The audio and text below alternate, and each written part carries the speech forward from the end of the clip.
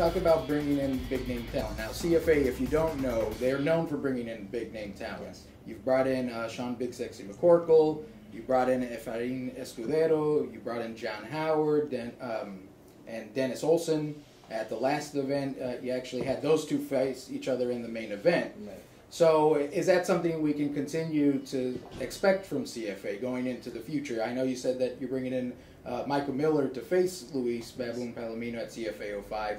So is that something that we can expect? A nice mix of both local talent and those big names that have fought in your UFCs, Strike Forces, Bellators, coming in to fight for CFA also. Yeah, definitely 2012.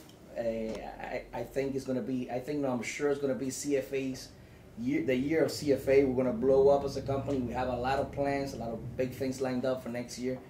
As far as bringing big talents, big names, we're definitely going to do it. After the CFA 05, and the only reason why we're doing it after CFA 05 is because CFA 05, we're bringing Macat Miller and Luis Palomino, which I think is a great fight, great fight for South Florida, and everybody's going to be very excited. Two big names, Definitely. you know, and I want to give the spotlight to the featherweights. It's a featherweight championship, the finals, and I want to give them the spotlight. Same thing we're doing here with the lightweight. We don't want to put any main event, any big names in front of them. I want them to have the spotlight, feel what it is to become a champion, and you know, appreciate the opportunity that we're giving them, the exposure that we're giving them, and actually defend that, you know, defend that belt. You know, it's a big deal to have that belt. You know. Yeah. So I definitely give them the spotlight, and that's the same thing we're doing for the featherweights. And it's funny that you bring that up because CFA 04 coming up December 17th, Bank United Center. We're going to see you all there. You're actually having the main event be the lightweight tournament, which is going to be Yoslandi Izquierdo facing Patrick Sanoble. It's the main event, the top of the card. Yes. And it's something that we're all excited about. We saw Patrick Sanoble has really just demolished his way. He won one fight by KO, one fight by TKO. Izquierdo won a tough decision his first fight in the tournament, and then this last fight he won by TKO. Right. Is that the fight that you're looking most forward to in this particular upcoming card? Wow, man. Jayo, this card is very interesting. This card we have Palomino fighting, which is a great, exciting fight. We have Mike Rio fighting. We have Joey Rodriguez and Danny Chavez fighting, which everybody talking about that fight. Those two kids, I mean, they're 3-0 undefeated from South Florida. You know, have huge following. I mean, Danny Chavez and Joey have huge following. It's incredible. These young kids. It's the new breed. Yeah. You know, it's kids that are growing up playing PlayStation with UFC and the whole nine, and it's a new breed of fighters, to be honest with you. And we have the main event, Patrick Sanoble and Yoslandi. Man, there's a couple of fights in this event that I don't know what to expect. There's gonna be fireworks. I mean, we don't have a welterweight, and there's no lightweight. So it's all featherweights, 125ers, 135ers, 150 lightweights. Okay. So it's gonna be a really fast-paced event and exciting. I mean, those weights they don't stop. It's constant going and going and going, and there's very exciting fighters that we're putting together in this card. And actually, a lot of local talents, a lot of local you know, stars. So it should be very exciting December 17th, to be honest with you. If as a fan of MMA, if I was a fan, not a promoter, and this MMA company will come to Miami and do this show with all this talent in one show, I would definitely be there, front row, for sure.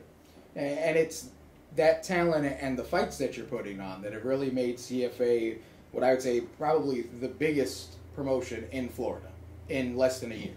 Yes. So what can we look for from you, I should say, in CFA in the future? So are we looking to expand to get shows televised? Are we looking to get shows on the internet, streaming, so that way people that maybe aren't able to come to the Bank United Center, for example, because it's packed, yeah, it's all full, no one else can get seats. How would we be able to see those fans in the future?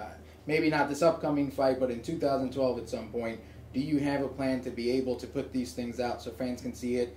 And if it isn't live through YouTube, because I do know that now you do put a lot of your fights out on YouTube for people to see it later. Yeah, actually 2012, there's been a lot of stuff brought up to the table as far as the company and opportunities have been presenting themselves. And I mean, I don't want to disclose any more than that until everything is ink. Yeah. You know, but there's a lot of big things happening on 2012. All I can say to the fans is that we have 8 fights lined up for next year, and that's not enough. Okay. We definitely, our goal next year is to do 12 to 14 fights. As far as live streaming, there's a lot of things on the works that you guys will be hearing about. A big partnership with big companies. Okay. And there's a lot of good things happening in 2012. Definitely. As far as the growth of the company, we're focusing right now on putting money and PR behind our fighters and the promotion. Definitely building our own champions, building our own team of good fighters is what we're focused on in 2012. And I always said, put this out there. You give me Anderson Silva, give me George St. Pierre, give me all the big stars from UFC, and UFC has a big problem in their hands. Yeah. So it's all about, but it's taking UFC 10 to 12 years to develop these kids. So it's you got to develop your fighters. You got to develop your fighters. Your fighters have to brand your company. They got to endorse your company. They got to love the working environment, because right now we're not only giving this guy fights. We're employees to these guys. I mean, these guys are going to be working for us for the next 2 years. So might as well endorse your company and be proud of where you're at. Miami obviously is a big Latin market. It's really the gateway in the United States to Latin America, to the Caribbean. Absolutely right. Is that something that CFA is focusing in and trying to expand, not just Miami and Florida and going north, but maybe going south and really looking to cater to fans in Latin America, in the Caribbean, and fans of that nature? Yeah, to be honest with you, we feel like CFA, in CFA, the Latin market is one of our niche. I mean, we're one of the biggest company in the United States right now, run by Latinos.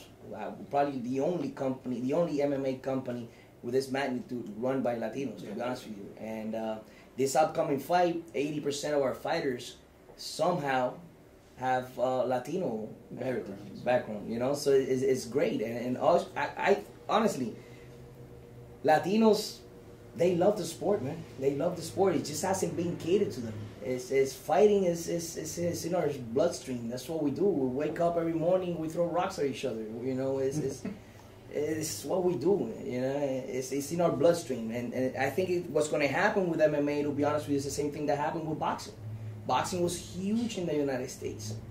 Then the Mexico came along, and then Puerto Rico came along, and then all of a sudden the whole South America and Central America is boxing, and they have great boxing and great talent. I think it's the same thing that's going to happen to MMA. It just hasn't been catered. MMA has not been catering to the Latin community, and I can't wait for UFC to go to Mexico.